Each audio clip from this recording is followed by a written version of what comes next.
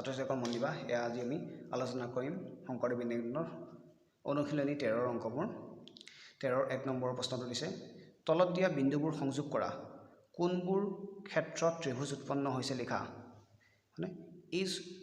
এই আকৃতিবিলাকৰ ভিতৰত একোটা বিন্দু দিয়া আছে এইটোত দিছে P বিন্দু Q বিন্দু R বিন্দু L M N বিন্দু A B X Y Z বিন্দু এই বিন্দুবোৰ সংযোগ কৰি ত্ৰিভুজ উৎপন্ন হয় নে নহয় আমি চাব লাগে ঠিক আছে মই স্কেলে তোমালোকক দিছো P ৰ পৰা Q লগ লগাই দিম কাৰণ P ৰ পিছত Q আহে P আৰু Q বিন্দুটো ইয়াত সংযোগ কৰি দিম মই ইয়াত পেনেৰে কৰি দিম পেনেৰে কৰিলে উজ্জ্বল হ'ব কাৰণে তোমালোকক কৈ দিছো তোমালোকে পেন্সিলেৰে কৰিব P আৰু Q সংযোগ কৰি দিলো চোৱা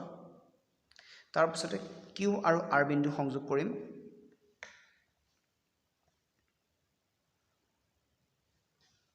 তাৰপিছতে থাকি গল P আৰু R সংযোগ কৰি দিলো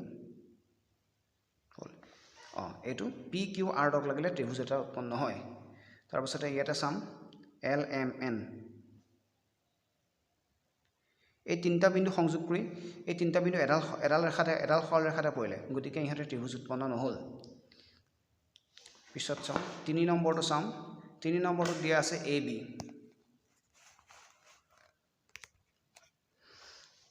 3 নম্বৰত দুটা বিন্দু দিয়া আছে দুটা বিন্দু হলে তো ত্ৰিভুজ হ'ব নোৱাৰে ত্ৰিভুজ হ'বলৈ তিনটা বিন্দু লাগে ঠিক আছে সংযোগ কৰি দিলো এটো ত্ৰিভুজ উৎপন্ন নহল এবাৰ X Y Z ক সংযোগ কৰি চাম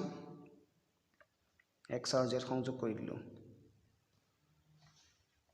সিফালে Y আৰু Z সংযোগ কৰি দিও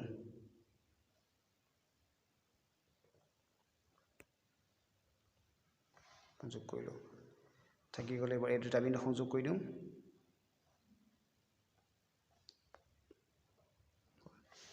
ইউ ত্ৰিভুজ উৎপন্ন হল না তাৰ পাছতে 1 নম্বৰৰ 5টো মান দিবা P Q R S একেটা বিন্দু সংযোগ কৰিলে ত্ৰিভুজ উৎপন্ন হ'ব নাই এটা চাৰিটা বিন্দু দিয়া আছে চাৰিটা বিন্দু হলে ত্ৰিভুজ উৎপন্ন নহয় চতুৰ্ভুজে হ'ব P Q সংযোগ কৰি দিলো Q R সংযোগ কৰি দিলো R S সংযোগ কৰি দিলো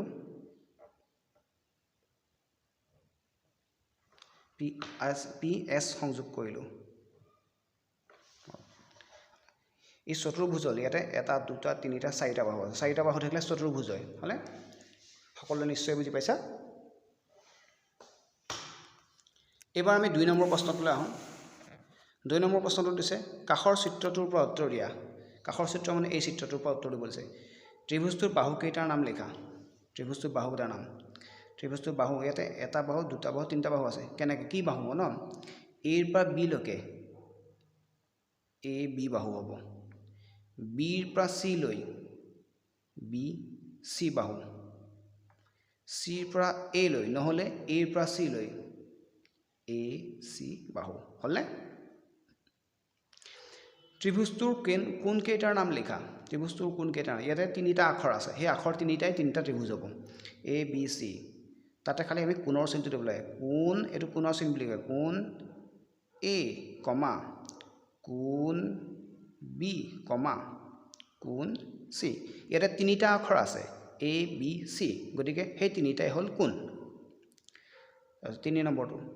ত্ৰিভুজটোৰ শীৰ্ষবিন্দু কেইটাৰ নাম লিখা ইয়াতো শীৰ্ষ তিনিটা আখৰ আছে আৰু সেই তিনিটা আখৰ হৈছে শীৰ্ষবিন্দু A B C A B C এটো শীৰ্ষবিন্দু এনেকৈ জোঙাটো শীৰ্ষবিন্দু বুলি কয় ত্ৰিভুজটোৰ নাম লিখা ত্ৰিভুজটোৰ নাম লিখা ত্ৰিভুজটোৰ নাম কি হ'ব কি ত্ৰিভুজ আমি ছবিটো দেখাত গুটেকেটা বাহু সমান পাইছো ত্ৰিভুজটোত বাহুকেটা সমান গুটেকেটা গতিকে সমবাহু ত্ৰিভুজ নহলে ত্ৰিভুজ ABC বুলি কৈ পেলাই ত্ৰিভুজ ABC সমান সমবাহু বুলি লিখিব পাৰোঁ ত্ৰিভুজ ABC এটা ত্ৰিভুজৰ চিন দিছো এখানে ত্ৰিভুজ ত্ৰিভুজ হয় গতিকে ত্ৰিভুজৰ চিন এটা দিছো দি পেলাই ABC সমবাহু বুলি লিখি দিছো কাষতে সমবাহু ত্ৰিভুজ তলত লিখি ঠাই নহল কাৰণে তলত লিখি দিছো সমবাহু ত্ৰিভুজ এবাৰ আমি 3 number 4 number 5 number 6 number 7 number এই প্ৰশ্ন কৰা কৰিম এটা ত্ৰিভুজত কেইটা সমকোণ থাকিব পাৰে এটা ত্ৰিভুজত এটা সমকোণ থাকিব পাৰে গতিকে এটা লিখি দিছোঁ কাৰণ যি ত্ৰিভুজৰ এটা কোণ 90 ডিগ্ৰী তাক সমকোণী ত্ৰিভুজ বুলি কয় গতিকে ত্ৰিভুজত এটা সমকোণ থাকিব পাৰিব এটা ত্ৰিভুজত কেইটা সূক্ষ্মকোণ থাকিব পাৰে সূক্ষ্মকোণ যি ত্ৰিভুজৰ আটাইকেইটা কোণ সূক্ষ্মকোণ তাকে সূক্ষ্মকোণী ত্ৰিভুজ বোলে যি ত্ৰিভুজৰ আটাইকেইটা কোণ সূক্ষ্মকোণ তাকে সূক্ষ্মকোণী ত্ৰিভুজ বোলে তাৰ মানে ত্ৰিভুজত তিনিটা সূক্ষ্মকোণ থাকিব পাৰে তিনিটা এটা ত্ৰিভুজত কেইটা স্থলকোণ থাকিব পাৰে যি ত্ৰিভুজৰ এটা কোণ 90 ডিগ্ৰীতকৈ ডাঙৰ বা স্থলকোণ যি ত্ৰিভুজৰ এটা কোণ স্থলকোণ তাকে স্থলকোণী ত্ৰিভুজ অৰ্থাৎ ত্ৰিভুজত এটাহে স্থলকোণী ত্ৰিভুজ থাকিব পাৰে গতিকে আমি লিখিম এটা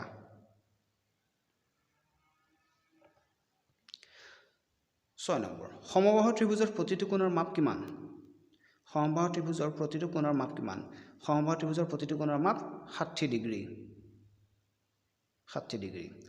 সমবাহু ত্ৰিভুজৰ প্ৰতিটো কোণৰ মাপ 60 ডিগ্ৰী তাৰপিছত সমকোণী সমদ্বিবাহু ত্ৰিভুজৰ সূক্ষ্মকোণ দুটাৰ মাপ কিমান সমকোণী সমদ্বিবাহু ত্ৰিভুজৰ সূক্ষ্মকোণৰ মান দুটা কিমান 45 ডিগ্ৰী সকলোৱে নিশ্চয় 13 এইটো বুজি পালা